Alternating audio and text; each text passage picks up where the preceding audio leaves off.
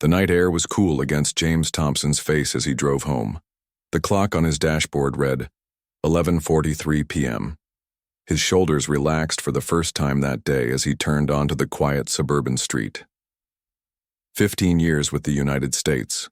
Secret Service had taught him to hold tension in his body during work hours. Now, with his shift finally over, he could breathe. James had spent the day coordinating security for a foreign diplomat. Nothing unusual had happened, but these assignments always required absolute focus. One small mistake could mean disaster. That kind of pressure follows you home, lingers in your muscles long after the workday ends. The radio played softly in the background. James was thinking about the leftover pasta in his fridge when flashing blue and red lights suddenly filled his rearview mirror. "What the?" he muttered, checking his speedometer. He wasn't speeding. His registration was up to date. His tail light had been fixed last week. James pulled over properly, the way he'd been trained to do and the way he'd taught younger agents to do. Right signal, slow deceleration, far enough off the road for safety. He turned off the engine and placed both hands on the steering wheel at the 10 and 2 o'clock positions, clearly visible. These movements were automatic to James. As a black man and a federal agent, he knew exactly how traffic stops should go, and he knew exactly how they could go wrong. Through his side mirror, James watched the police officer approach. Something seemed off immediately. The officer's hand was already resting on his holstered weapon. For a simple traffic stop? James took a deep breath. Stay calm. No sudden movements. The beam of a flashlight hit James's side mirror, then his eyes. The light was deliberately aimed to blind him. Another warning sign that made the hair on the back of his neck stand up. "License and registration," the officer barked without introducing himself or explaining why he'd pulled James over. "Good evening, officer," James said evenly. "My name is James Thompson. I'm going to reach slowly for my wallet to get my ID." "Okay." The officer didn't respond, just kept the light in James's eyes. James could barely make out the man's features. White, maybe in his 30s, with a rigid posture that screamed rookie or troublemaker. His nameplate read, Keller. "I'm reaching for my wallet now," James narrated, moving with deliberate slowness. His fingers closed around his credentials case, the one containing both his driver's license and his Secret Service badge. As a federal agent, James knew to identify himself to law enforcement. It was professional courtesy, and usually smoothed things over. Usually. "Officer Keller, I should let you know that I'm a federal agent with the United States Secret Service. I'm going to show you my credentials along with my license." James held out the leather case, flipped open to display his badge on one side and his ID card on the other. The gold shield caught the flashlight's beam and reflected it. For a moment, Officer Keller was silent. Then, unexpectedly, he laughed. A short, dismissive sound that made James's stomach tighten. "Right. Secret Service. Sure thing, buddy." Keller's voice dripped with sarcasm. "Get out of the vehicle." James stayed calm. This wasn't the first time someone had doubted his credentials. "Sir, you can verify my identity with a quick call to the Washington field office. I'm happy to provide the number." Officer Keller's face hardened. "I said get out of the vehicle. Now." "Officer, with all due respect, may I ask why I was pulled over? I wasn't speeding, and my vehicle is in proper order." The words had barely left James's mouth when Officer Keller's hand moved from his holster to his gun. In one fluid motion, the weapon was drawn and pointed directly at James's face. "Hands where I can see them," Keller shouted, though James's hands hadn't moved from the steering wheel. Time seemed to slow down. James felt his heart pounding against his ribs. 15 years of training kicked in. Don't make sudden movements. Keep talking. Stay human. "My hands are on the wheel, officer," James said, his voice steady despite the fear coursing through him. "I'm not a threat to you. I'm a federal agent, and you're pointing a weapon at a fellow law enforcement officer. Let's take a breath and talk this through." Keller's face twisted with anger. "You expect me to believe some fake badge? Get out of the car now, or I will remove you." Through the window of a nearby house, Lisa Chen had been folding laundry when the flashing police lights caught her attention. She moved to her living room window, watching as the situation unfolded on her normally quiet street. When she saw the officer draw his weapon, she grabbed her phone and began recording. As a paralegal who worked with civil rights attorneys, she'd seen too many cases where evidence made all the difference. "I'm calling 911, she whispered to her husband, who had joined her at the window. "Something's not right." Back at the car, James weighed his options. With a gun pointed at his face, his choices were limited. He could feel sweat beading on his forehead, but his voice remained steady. "Officer Keller, I'm going to open my door very slowly and step out with my hands visible. But I want to be clear that I've identified myself as a federal agent, and you've refused to verify my credentials. That's a serious issue." James slowly opened the door with his left hand, keeping his right hand visible on the wheel. As the dome light came on, he could see Keller's face more clearly, jaw clenched, eyes wide with what looked like a mixture of fear and anger. That combination made James even more cautious. "Keep your hands where I can see them," Keller shouted, taking a step back, gun still aimed at James. James stepped out carefully, hands raised to shoulder height. The night air felt even colder now as sweat dampened his shirt. Traffic occasionally passed on the main road nearby, headlights briefly illuminating the scene. A black man with his hands up facing the barrel of a police officer's gun. "Officer, I'm going to ask once more, please call this in and verify my credentials. I'm an active Secret Service agent returning from duty." Keller's laugh was harsher this time. "Yeah, right. Secret Service? They don't just let anyone in, you know." The implication hung heavy in the air. James took a deep breath. "Stay professional. Stay alive." "Sir, what's that supposed to mean?" James kept his voice level, though anger now mingled with his fear. Inside her house, Lisa Chen was on the phone with emergency services. "Yes, I need to report a police officer who has drawn his weapon on someone who appears to be cooperating. The man said he's a federal agent, but the officer is escalating the situation instead of verifying his credentials." As Lisa spoke, the red and blue lights continued to flash across her living room walls, casting long shadows that seemed to pulse with the tension unfolding on her street. She kept recording, knowing that whatever happened next, there would be a witness. The tension in the air grew thicker as James stood perfectly still, hands visible, with Officer Keller's gun still aimed at his chest. A car drove by, slowing down as the driver noticed the scene. James could feel sweat running down his back, despite the cool night air.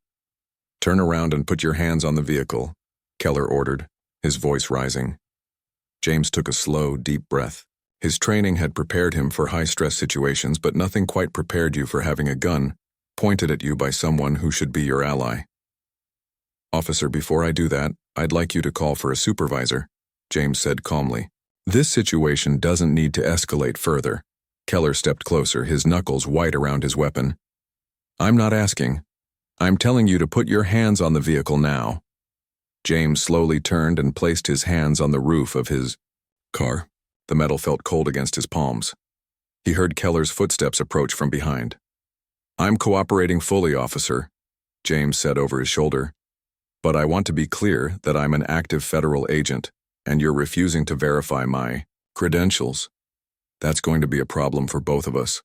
"Shut up," Keller snapped, roughly kicking James's feet apart. "You think I haven't heard every story in the book, Secret Service?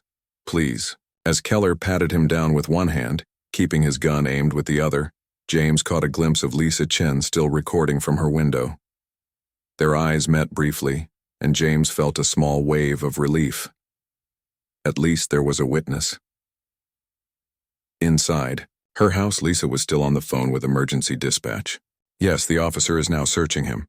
The man is cooperating completely, but the officer still has his weapon drawn. This looks completely unnecessary. Yes, I'm still recording everything."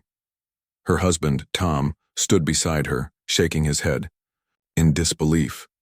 "This is crazy," he whispered. "The guy isn't resisting at all." "Dispatch says they're sending a supervisor," Lisa whispered back, not taking her phone away from her ear or her eyes off the scene. Back at the car, Keller had finished his pat-down, finding nothing more threatening than James's house keys and phone.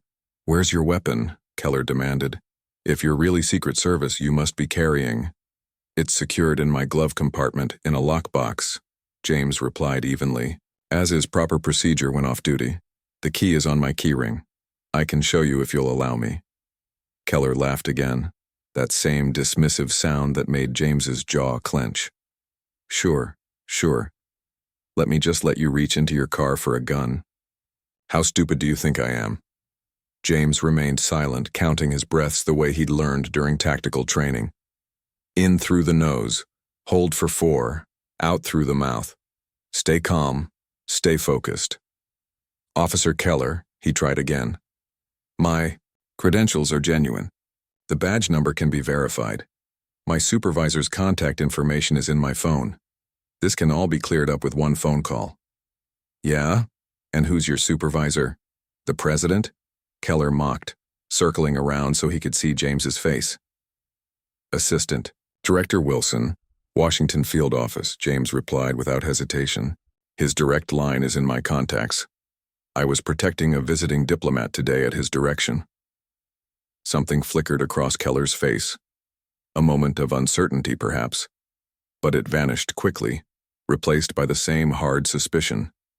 "Hands behind your back," Keller ordered, pulling out his handcuffs. James felt a flash of anger but suppressed it. "Officer, this is completely unnecessary. I've been cooperative. I've identified myself as law enforcement, and you're still escalating. I'm asking you once more to call this in." Keller stepped closer, his face inches from James's. "You know what I think? I think you bought that fake badge online. I think you're trying to impersonate federal law enforcement, which is a felony. So yeah, you're going in cuffs until we sort this out." Before James could respond, a new set of headlights turned onto the street. Then another. Relief washed over him as he recognized the markings of a police supervisor's vehicle. Keller noticed too, hesitating with the handcuffs still in his hand. He quickly holstered his weapon as the first car pulled up. A tall woman in a police uniform stepped out, rank insignia showing she was a captain. Her name badge read, Rivera. Her expression was unreadable as she took in the scene. James standing with his hands on his car, Keller holding handcuffs. "Officer Keller, what's the situation?" "Here?" Captain Rivera asked, her voice carrying natural authority.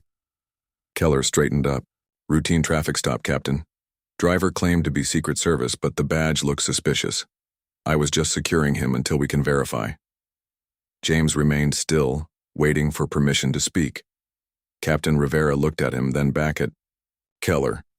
"And why does this routine traffic stop require backup?" she asked, gesturing to the second patrol car that had arrived with her. "I didn't call for backup," Keller said, confusion crossing his face. Captain Rivera's eyes narrowed slightly. "Dispatch received a call from a witness who reported an officer drawing a weapon on a cooperative suspect claiming federal agent status." She turned to James. "Sir, can you explain your side?" "Thank you, Captain," James said, relief evident in his voice. "My name is James Thompson. I'm a special agent with the United States Secret Service, badge number 7392. Officer Keller pulled me over, and when I presented my credentials, he refused to verify them, drew his weapon, and has been escalating the situation despite my cooperation." Rivera nodded. "May I see these credentials?" "They're in my wallet, which Officer Keller removed. During his search, it should be on the trunk of my car." Captain Rivera retrieved the leather credential case and examined it carefully. Unlike Keller, she seemed to know what she was looking at. She pulled out her phone. "I'm going to verify this right now," she said, stepping a few feet away to make the call. Keller shifted uncomfortably, glancing between James and his supervisor. For the first time, uncertainty showed clearly on his face. Lisa Chen had moved to her front porch, still recording, though she stayed at a respectful distance. Tom stood beside her, arms crossed. "Looks like more police are coming," he murmured, pointing down the street where another unmarked car was approaching. The unmarked car pulled up and 2 men in suits stepped out. Even from a distance, they carried themselves with the unmistakable bearing of federal agents. One flashed a badge at the officer guarding the perimeter of the scene. Captain Rivera finished her call and walked back to James and Keller. Her expression had hardened, Agent Thompson, I've verified your credentials with the Secret Service. You're free to go. Please accept my sincere apologies for this incident. She turned to Keller, her voice dropping to a professional but intense tone. Officer Keller, secure your gear and wait in my vehicle now. Keller's face drained of color. Captain, I was just following protocol for suspicious. That's enough. Rivera cut him off. We'll discuss this back at the station. She nodded to one of the other officers who had arrived. Officer Chen, please escort Officer Keller to my vehicle. As Keller was led away, the two men in suits approached. One extended his hand to James. Agent Thompson, are you all right? The taller man asked. Director Wilson sent us as soon as the verification call came through. James nodded, finally letting his shoulders relax. I'm fine, Agent Patel, though I think we're going to have some paperwork to fill out tonight. As the group of law enforcement officers conferred, Lisa continued recording from her porch. She wasn't sure exactly what was happening, but one thing was clear. The tables had turned dramatically. Lisa Chen stood on her front porch, phone still recording as the scene unfolded across the street. Her husband Tom had gone inside to check on their sleeping children, but Lisa couldn't tear herself away. Something told her this footage might matter. The night had grown colder. Lisa pulled her cardigan tighter around her shoulders as she watched Captain Rivera speaking with James Thompson. The Secret Service agent's posture had relaxed slightly, but Lisa could still see tension in the way he held himself. Nobody simply shakes off having a gun pointed at them. Two more unmarked cars pulled up, their headlights cutting through the darkness. Men and women in plain clothes emerged, most wearing windbreakers with Secret Service printed on the back. One woman in particular seemed to be in charge, tall with short gray hair, moving with purpose as she approached James. Lisa couldn't hear their conversation from her position, but she could see the woman place a reassuring hand on James's shoulder before turning to Captain Rivera with a firm handshake. There was a brief discussion, then the woman handed Captain Rivera what looked like a business card. What's happening now? Tom asked, returning to the porch with 2 mugs of hot tea. Lisa accepted one gratefully. I'm not sure. Looks like the Secret Service showed up in force. That officer who pulled the gun is still sitting in the captain's car. Officer Keller was indeed still waiting in the supervisor's vehicle, his face illuminated occasionally by passing headlights. Even from a distance, Lisa could see he was sweating despite the cool evening. The gray-haired Secret Service agent was now speaking into her phone, while another agent took photos of James's car and the surrounding area. Captain Rivera approached, one of her officers, and pointed toward Lisa's house. I think they're coming to talk to us, Lisa said, straightening up. A young police officer walked across the street toward their porch. Excuse me, ma'am. I understand you witnessed and recorded the incident. Lisa nodded. Yes, officer. I started recording when I saw the officer draw his weapon. The captain would like to speak with you if you don't mind. Your recording could be important evidence. Lisa looked at Tom, who nodded encouragingly. Of course, she said, following the officer across the street. As she approached, she could hear James speaking with the gray-haired agent. I didn't want to make any sudden movements, Director, James was saying. The way he was holding that weapon, one wrong move and things could have gone very differently. Lisa felt a chill that had nothing to do with the night air. The words, very differently, hung in the space between them all. Captain Rivera turned as Lisa approached. Miss Chen? I'm Captain Rivera. Thank you for making that call to dispatch. It was the right thing to do. I just did what anyone should do, Lisa replied, though she knew that wasn't always true. Too many people looked away. I understand you. Have video of the incident? The captain asked.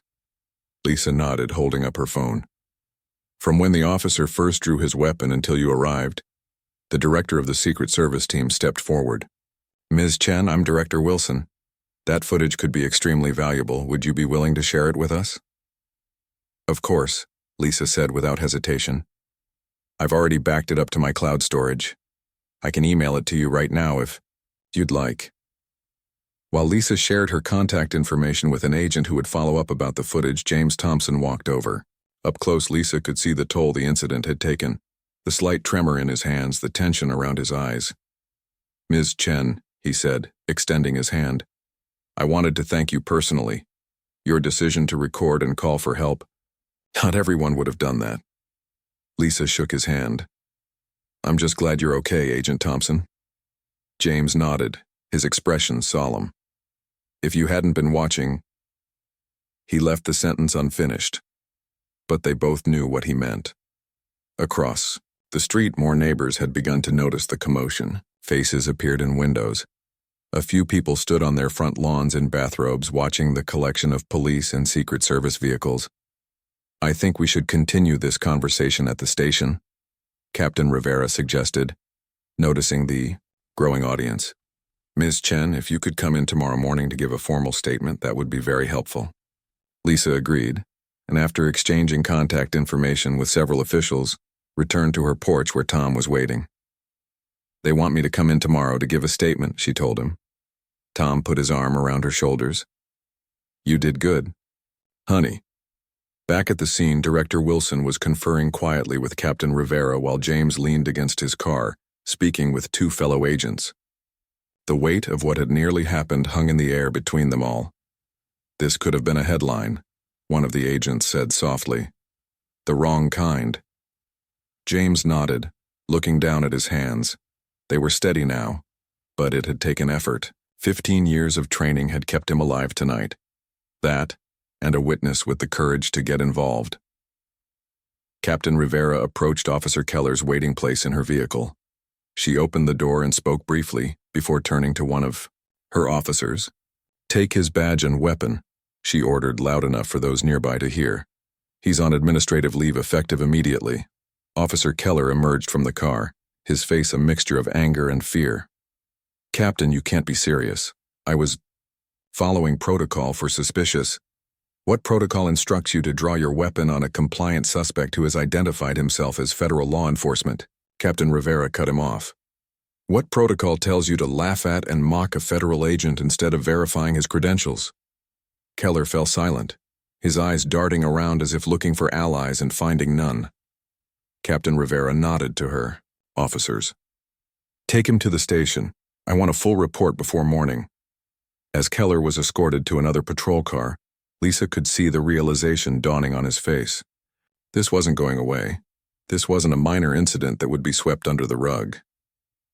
They're arresting him, Tom said quietly. Lisa nodded, still recording. Good. The scene began to wind down. James Thompson was speaking with Director Wilson, who had her arm around his shoulders now, the professional distance giving way to genuine concern. Several agents were still taking photos and notes, documenting everything. Captain Rivera approached Lisa's porch one last time. Thank you again for your help tonight, she said. People don't always want to get involved.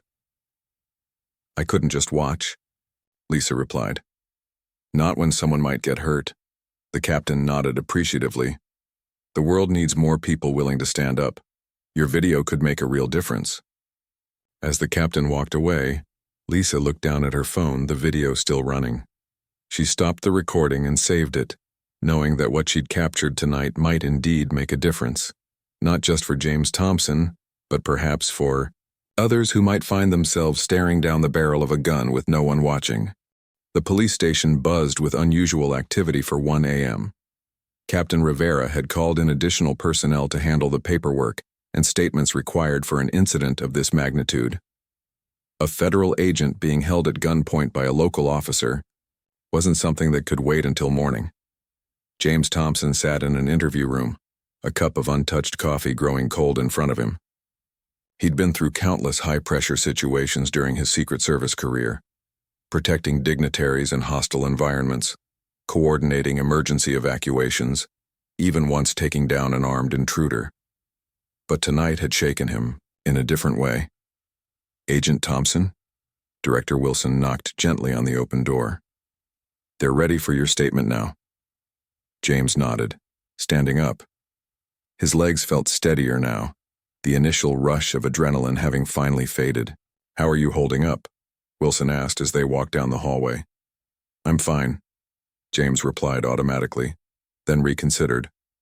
Actually, I'm angry, and I can't stop thinking about what might have happened if Lisa Chen hadn't been watching. Wilson nodded grimly, I've been thinking the same thing. In another part of the station, Officer Keller sat alone in a small room, his badge and gun gone. Through the window, he could see his colleagues casting glances his way, some confused, others clearly disapproving. A young officer walked by, without making eye contact, and Keller felt a wave of resentment wash over him. "This is ridiculous," he muttered to himself. Anyone could have made the same mistake. But even as he said it, Keller knew it wasn't true. He'd seen a black man driving a nice car late at night and had immediately suspected something. When James presented his Secret Service credentials, Keller had refused to believe him, refused to even verify the badge number. Why? The question hung in the air unanswered as the door opened and two internal affairs officers walked in. "Officer Keller," the older one said, placing a recorder on the table. "We need to discuss the events of tonight." In the main conference room, Captain Rivera had gathered her senior officers for an emergency briefing. The room fell silent as she entered, all eyes on her serious expression. "By now, you've all heard about the incident with Officer Keller and Agent Thompson," she began. "What you might not know is that we have video evidence of the entire encounter, thanks to a civilian witness." She pressed a button on a remote, and Lisa Chen's video began playing on the large screen. The officers watched in stunned silence as Keller drew his weapon on a clearly cooperative James, laughed at his credentials, and escalated the situation, unnecessarily. When the video ended, Captain Rivera looked around the room. "This is not who we are. This is not what we stand for. And this is not something I will tolerate in my precinct." One of the sergeants raised his hand. "What happens now, Captain?" "Officer Keller has been placed on administrative leave pending a full investigation. But that's just the beginning. Starting tomorrow, we're conducting a department-wide review of our traffic stop procedures and bias training." She paused, making eye contact with each person in the room. "We got lucky tonight. Agent Thompson is alive and no shots were fired, but this could have ended very differently." The weight of her words settled on the room. Everyone there knew. The headlines that could have been Secret Service agent shot by local police, the protests that would have followed, the damage to community trust that was already fragile. In a quiet corner office, James was giving his official statement to a stenographer while Director Wilson and a police lieutenant listened. His voice was steady as he recounted the events, though his hands occasionally clenched into fists as he described Keller's dismissive laughter and drawn weapon. "And at what point did you inform Officer Keller of your status as a federal agent?" the lieutenant asked. "Immediately upon being asked for identification," James replied. "I clearly stated I was a Secret Service agent before presenting my credentials. I offered the badge number for verification. I suggested calling my supervisor, or the Washington field office. Officer Keller refused all of these options." The lieutenant nodded, making notes. "And in your professional opinion, as someone trained in law enforcement procedures, was Officer Keller following proper protocol?" James took a deep breath. He wasn't interested in revenge, but he couldn't let this slide either. Too many people had faced similar situations with far worse outcomes. "No," he said firmly. "Drawing a weapon on a cooperative subject who has identified himself as law enforcement without attempting to verify that identification represents a serious breach of protocol and judgment. It endangered my life and created an unnecessary escalation." As the night stretched into early morning, Lisa Chen returned home after providing her statement. Tom was waiting up, 2 fresh cups of tea ready. "How did it go?" he asked as she sank onto the couch beside him. "It was intense," Lisa admitted. "They had me go through the video frame by frame, explaining exactly what I saw.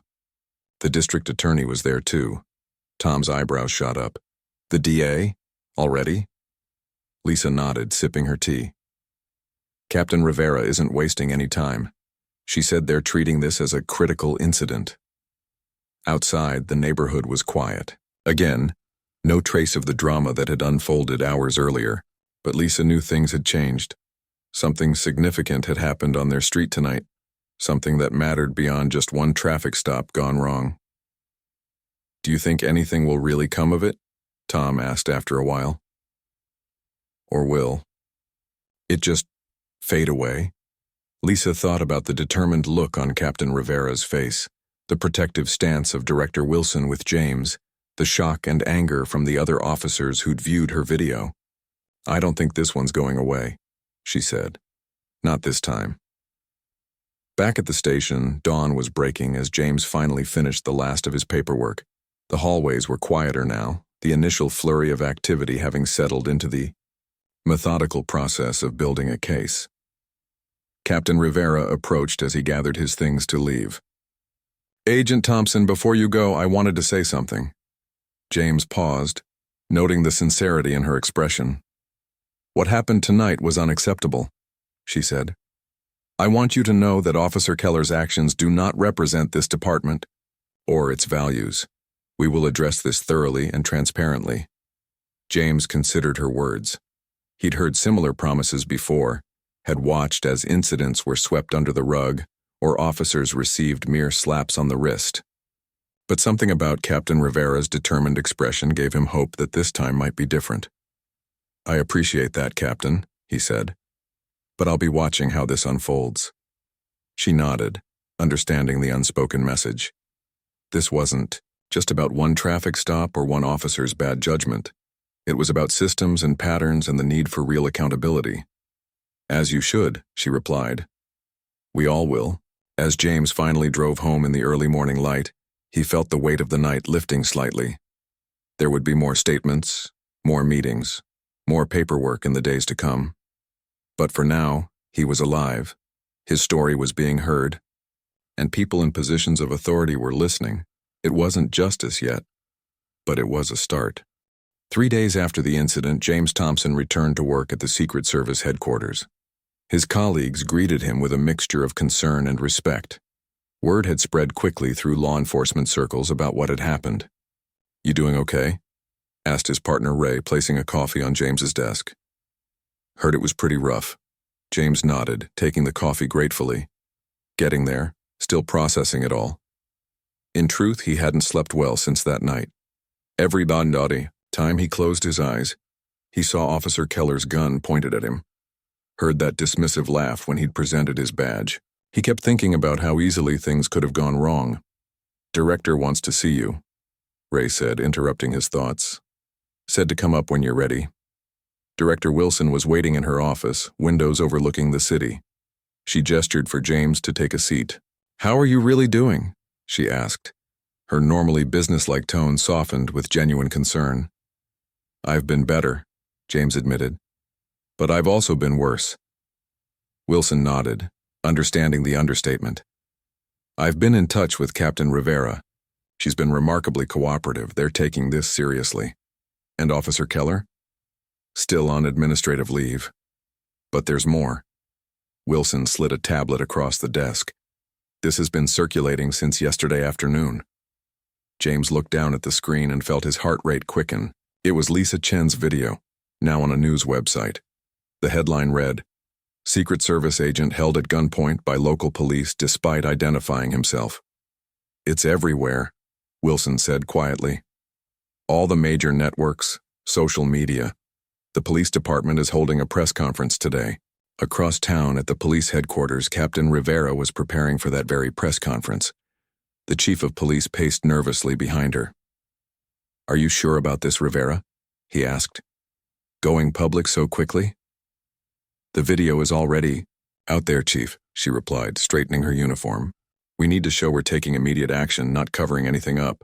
The chief sighed, rubbing his temple. "This is going to be a PR nightmare." "With all due respect, sir, this isn't about PR. This is about doing the right thing." Outside, the police headquarters reporters and camera crews had gathered. Among them stood Lisa and Tom Chen, invited by Captain Rivera to attend the press conference. "I never thought it would get this big," Lisa whispered to her husband.